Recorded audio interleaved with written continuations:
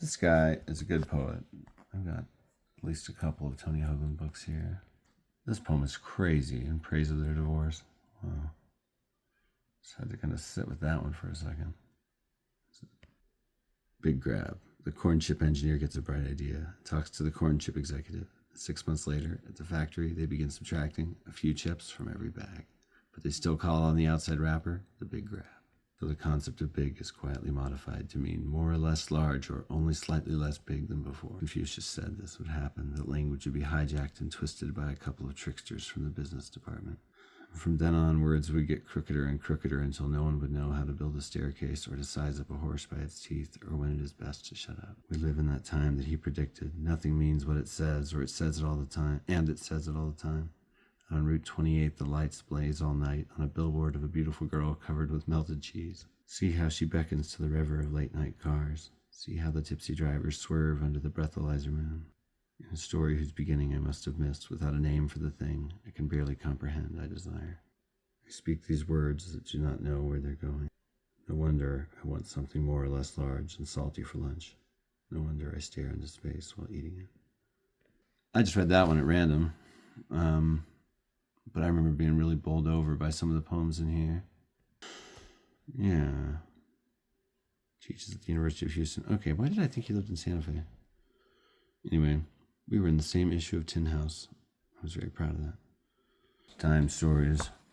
This is a local publication. I thought so. It says California, New Mexico, and beyond. Yeah, California and New Mexico stories. Debbie Hagen is in here. Hagen's my son's name. I wonder if she's related to the namesake of that town that I named him after, Ghost Town. Very possible. I don't usually see that name spelled that way. There's a writer for Vanity Fair named Joe Hagen. I know a number of these names. They were my grad school colleagues. There's Cassie. There's Sam. There's Jennifer Simpson, R.I.P. Jennifer Simpson was a great part of our program. She was a somewhat older student than the rest of us, like middle-aged when we were all not quite there. I was older than a lot of people too, but in a slightly different situation. Had kids, was married. But Jennifer Simpson was so cool. Was always working on a book about her mom who had died prematurely, how that had kind of messed her up. Oh, look, she's the managing editor, too, of this. She was all about Dime Store. Literally thought it was her project, and I'm not sure if that's the case. Dan Mueller is also a writer and UNM professor. But somehow Jennifer Simpson died. I never got the details, but it seemed pretty sudden, and just kind of left everyone bummed out. We pour one out for her once in a while when the writers of Dirt City, my writing collective, get together. The Albuquerque Press Club. Old Jennifer Simpson. We had some great grad school parties at her house. So fun. Just literally talking about books. Like all night long, loud, with party accoutrements. But I remember going to a number of Dime Story events. I think I took part in them a little bit. Yeah, I kind of remember reading some stuff. That's my podcast, City on the Edge, did a dual episode with them once too. I believe that's out there. SoundCloud and Spotify. I don't know. Stuff like this is cool to have around. Once in a while, you get in a nostalgic mood or just a mood for short fiction. It can be really effective. Here's a really short piece of fiction that I love. I look up once in a while. It's in this beloved anthology that I love. Anti-Story, an anthology of experimental fiction. Father, Father, what have you done? By Russel Edson. A man straddling the apex of his roof cries, "Giddy up." The house rears up on its back porch, and all its bricks fall apart, and the house crashes to the ground. His wife cries from the rubble, "Father, Father, what have you done?" Check this out. I always thought this was interesting. In Ghost World, the famous Gen X graphic novel by Daniel Klaus, on one of the front pages is Russel Edson's book, The Very Thing That Happens. Look at that. That's what that short story I just read is in. That's crazy. And that's not a super common book. I've actually tried to track down a copy, and it's a bit elusive at times. I wonder if Klaus took it just for that title. I doubt it. I bet he's a pretty literate guy. Probably put it there for a reason. I bet he's a Russel Edson fan. My larger point, yeah, pick up short fiction, you know? And writing like this, too, is more than just writing. It's like webbing, connecting you to a community, you know? Those were really cool events. Oh, here's a screenplay I was so happy to acquire. Synecdoche, New York. I love that movie. I used to be so into Charlie Kaufman. The same way that the effects of Citizen Kane coming out are described on artists in The Adventures of Cavalier and Clay by Michael Chabon, that's how I felt personally when Adaptation came out from screenwritten by Charlie Kaufman. I just felt so challenged and liberated in how you could tell a story, and it was so awesome. And, you know, these fresh ideas don't always seem all that fresh in hindsight when they're surrounded by generations of other fresh ideas that they influenced. But when something really fresh comes along, it shakes everybody up. When Quentin Tarantino told an anti-linear story in Pulp Fiction, that like did something to storytelling. Yeah, it had been done before, but not in a while and not in that way. And it's, you know, it's cool that we're still discovering new modes for effectively telling story, you know? And that every time we do, we find ancient precedents for him. It's what? Maybe we're not discovering that. R.I.P. Philip Seymour Hoffman. You know, that was a really tragic celebrity death that I felt because there was somebody that put so much emotion on the page. I mean, on the screen. See, do you have, I don't know, maybe all I've noticed I just conflate all the arts constantly. After I read Irrational Judgments about Eva Hesse and Saul LeWitt, I was like, yeah, I'm a writer, but really I'm an artist, and I'll go between mediums, and I'll go wherever I'm called, you know, wherever the work leads me. You know, but a writer is just one aspect of what I consider. And I feel like the best people in these different mediums, like, they're just so complete in their presentation that it's like, how do you not feel like you know them? Philip Seymour Hoffman, in character after character, like, put these real people that were also him up on the screen. And, you know, when someone like that dies, it's like, you really have this strong parasocial thing. And again, a very real connection to the art that the person created. Oh, man. That was a hard one. Never forget, I was visiting a loved one in a mental hospital when I found that out. I seemed appropriately bummed out. It's a big, sad place. Yeah. Anyway. This movie pairs well with Inception. It really is a dream within a dream. And with Martin Dressler, that book, A Tale of an American Dreamer. Guy wins a Genius Grant, and so he builds a hangar that holds a perfect copy of New York City, where the story takes place in Manhattan. But since the city contains this hangar, they've got to build a hangar within it. There's got to be levels within it, and the levels never stop. And it's so beautiful and interesting and provocative. And I remember it was so confusing to me the first time I saw this movie, and now I'm like, no, this is just a beautiful story about life. I feel it. It's actually just like, it's great. I think it's Kafkaesque, you know, but not in like it reminds me of the trial way in its futility, but in the layers and the symbolisms and the dream levels, and it's beautiful. The movie is also directed by Charlie Kaufman, and he did a good job with it. I'm surprised he hasn't done more. Maybe he has. I kind of haven't kept up with his career after there was a Netflix show, and I don't have a lot of genre stuff, but a lot of people respect Elmer Leonard. Elmer Leonard, who famously said, if you want to write like me, just cut out all the boring parts that people skip. Like, okay, ha ha ha. Bit facile. This is the book. The reason I have this is it's the book that Jackie Brown, the great Quentin Tarantino movie, starring Pam Grier and Robert Forster, is based on. So I've always thought, well, I love that movie. I should read that. And Another Time, giant portrait on the back. Oh, he looks like George Saunders a bit. George Saunders should play Elmer Leonard and something. That'd be funny. This is a really cool-looking African novel I feel lucky to have. The Ngugi wa Thiong'o, Wizard of the Crow. Like, that's a great title. I don't love when publishers tack on a novel or a life. I'm going to really fight to not have a subtitle on my book. Though I have one in mind if it has to happen. But, I'm just more use that as a guiding star to help me keep the themes tight. But, you know, a lot of classics don't have subtitles, like In Cold Blood, you know? Anyway, I need more African fiction, and I need to read more African fiction. This is Kenyan, and it sounds pretty wild. Taught at Amherst College. My sister went there, Leah. He was imprisoned by the Kenyan government in 1977. Whoa, he's in prison for his books. This dude's hardcore. He's committed to the work. A sprawling allegory starring an African dictator. That's a stain. Who isn't having the best of times. A remarkable book sure to be widely read. Ugh, I hate how many of my books have gotten stains on them. Are they from cats? Are they from coffee? Are they from people setting water on the front of the shelves? That's another reason to bring your books to the front of the shelves. I don't know, but they break me hard every time. This book's got an interesting story. It came out, was loved by a few, disappeared into anonymity, and then was rediscovered when someone made a documentary about it called Stone Reader, about trying to find out why this author, Dow Mossman, had only had one book. Dow Mossman, pretty sure that's the name of a developer around Albuquerque. Mossman Gladden Homes.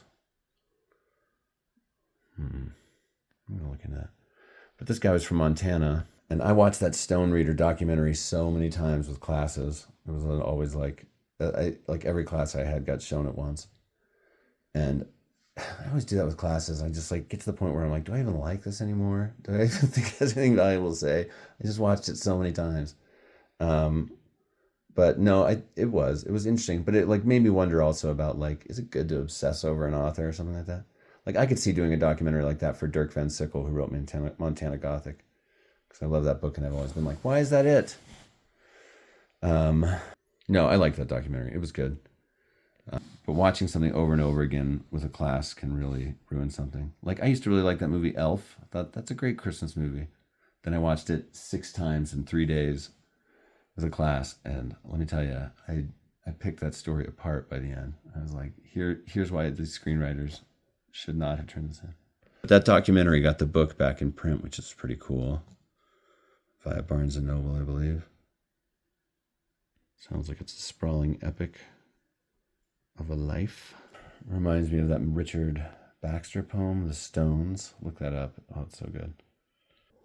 Here's a book I bought back in the year 2000. I was working at a coffee shop and some guy came in and was reading this. Look at the ominous World Trade Center towers. Nobody knew that 1 year later, the view would be a little different. But this book is very famous by a contemporary of Jay McInerney and a few others, of course. Bret Easton Ellis, Donna Tartt, Don DeLillo. Anyway, I was working at a coffee shop in Boston, 1369 in Cambridge, and some guy came in reading this. And I was like, oh, that looks interesting. And he just went off. He talked about it for like 20 minutes. And I was like, okay, I'm going to go buy it. So I went and bought it at the Coop in Harvard Square, which was Barnes & Noble owned, but it felt like it had some uniqueness to it.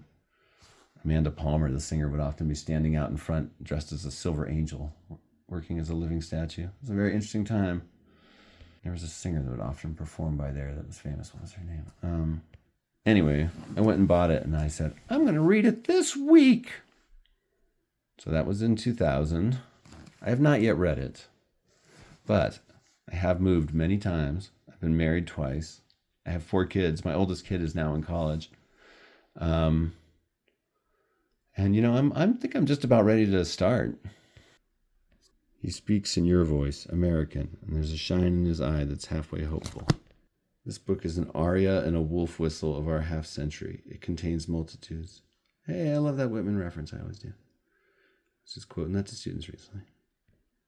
Yeah, I have no idea what to expect, but I'll read this book sometime. Ooh, and it involves the American desert. Big fan. Oh yeah, opens with a legendary baseball game that I believe has been excerpted and published as a standalone. I've seen it. So, a few years ago, I wrote this essay that was all book titles. It's about 1,000 books from my several thousand book collection. And I arranged it all and took photographs and then retyped it next to photos of it. But this was the book that inspired that project. I was like, that's such a good title. Like, I feel like I want to mention that in something or quote it or something. And then my brain went from there. My daughter would make, Sonora would make poems when she was a little kid out of street signs and put them together and read them in funny orders and stuff. And I'm like, kid, you're brilliant. I've stolen so many ideas from my kids. One time my daughter Anodyne was blacking out an essay of hers and making a different piece of writing. And I'm like, that is so good. She's like, you should do it with the one about your sister or with one of your pieces of writing in your book, but make it about something different. I'm like, geez, I don't even need to think of ideas. Just let these young, fresh brains come up. And I did. And anyway, yeah, I did pay my kids for those ideas. And whenever I got a good idea, I'd be like, I'm going to buy this from you, okay? Chronicle and Fact and Fiction. I might share that book essay sometime, film video or something.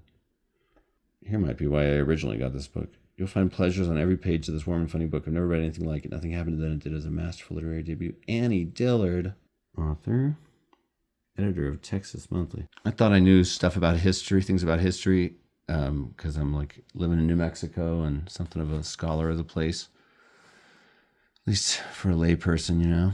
And but when I watched that John Sayles movie Lone Star, and it's all full of Texas history, I'm like, I don't know any of this stuff. How are they one state over? And I didn't, you know, it's really a different history set. I mean, there's a lot of overlap, but reminiscent of Mark Twain's Tall Tales and the satire of Jonathan Swift, Nothing Happened Then It Did explores with comic eloquence the eternal dualities of history and poetry, journalism and fiction, skepticism and belief. I feel like I might have looked at this before and it got moved, but what a cover. Oh my gosh. What? I want to go to there. Look at that. That's just so great. Pilgriman. You know, I read Ridley Walker, and then I read it again, and then I said, I'm getting everything by this guy. And some of it, I could live without. The Mouse and His Child, that to me is saccharine. But he's got some great stuff. I love the Francis the Badger books. And this is a beautiful edition. It's got that old classic feel going on. Oh, yeah. Russel Hoban. If you watch Mad Max 3, the kids in that are inspired by his book, Ridley Walker. And they use dialogue from it, kind of. Pilgriman. A novel so different from Ridley Walker. Oh. 1096 to 1098 on the road to Jerusalem. Okay. Crusade stories can be interesting if done with self-awareness. We already looked at this book, but maybe it deserves a second look. It's pretty. I mean, it's nice. Let's read one line from it, and that will be our fortune.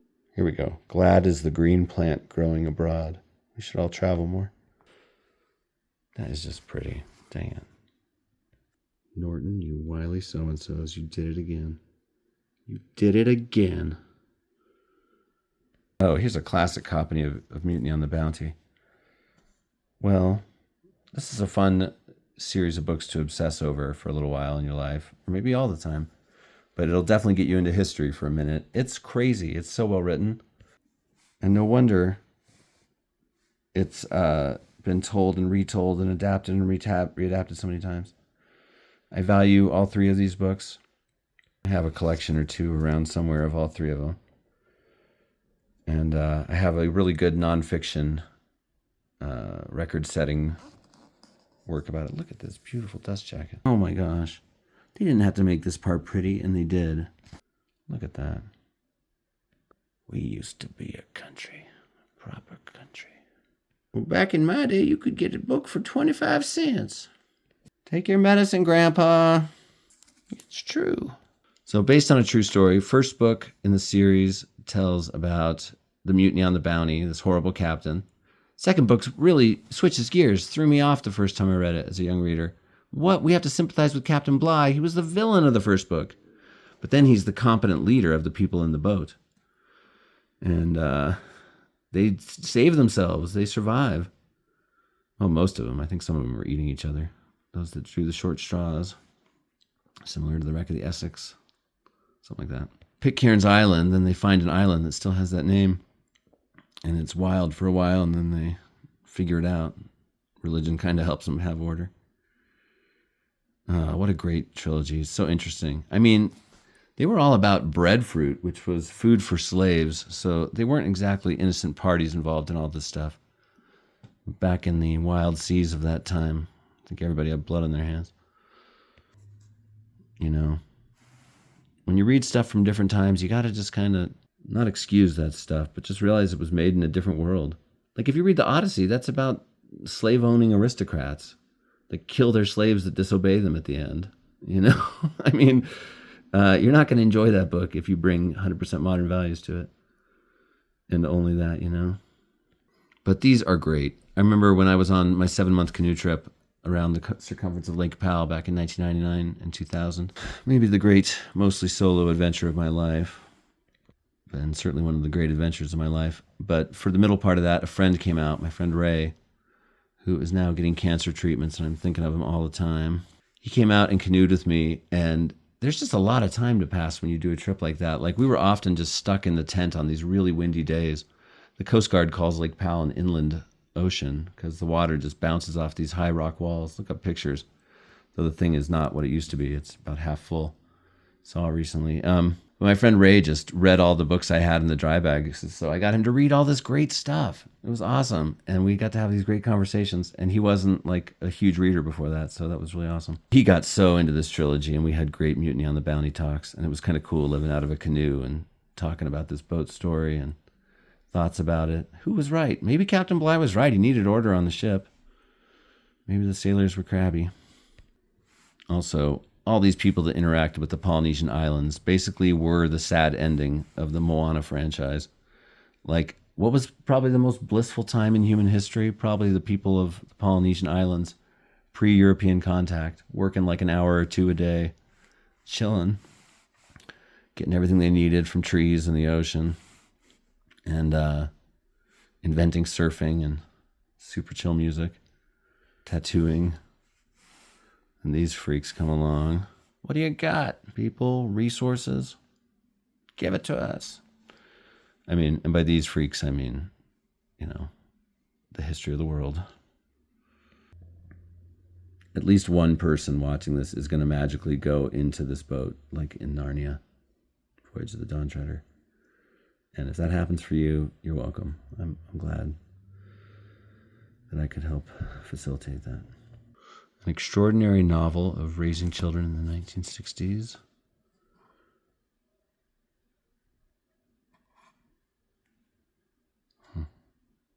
Quiet Midwestern Life. Oh, someone in the family kills 2 intruders. I'm intrigued. Like, what's going on here, you know? Hey, it's a translation of War and Peace by Anthony Briggs. I read War and Peace on that canoe trip I mentioned. I read it originally because Chris McCandless from Into the Wild had really loved it. It gave me a lot of insights into him, actually, but it's also just a great book. No, I mean, you know, it's a great book. It's giant. It's amazing. Scope is such a powerful weapon, seriously. Like, just give us room to get to know your time and place. That's why you get mad at TV shows that just have these short, planned runs. I'm like, you just established this world. Like, spend time in it. I think great art happens when you go past natural stopping places and see what's on the other side. You know, what happens when you're done with the basic patterns you set out to complete? It's beyond that. I think that's a really cool writing space to be in.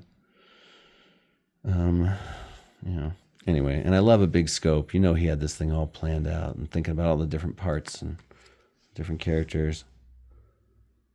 Yeah, Tolstoy. I do love Tolstoy.